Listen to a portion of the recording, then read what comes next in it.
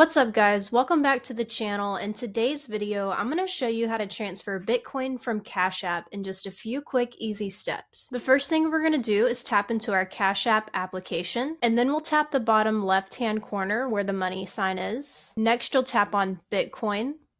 Now you have the option to buy and sell, and you'll also see the two up and down arrows. The up and down arrows are if you want to send or receive Bitcoin. So we'll tap on the up and down arrows.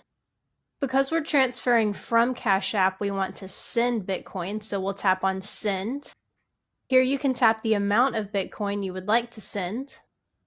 You can send it to your Cash App contacts, or you can copy and paste a Bitcoin address in the To section. You can also add any notes about what the transaction could be for, and when you're all done, you're going to tap on Next in the top right corner. Thanks for watching guys, that's it for today's video. I hope this helped you transfer Bitcoin from Cash App easily and quickly. If you found this video useful, make sure to give it a thumbs up and don't forget to subscribe for more quick tips like this. Drop a comment below if you have any questions or ideas for future videos. I'd love to hear from you and I'll see you in the next one.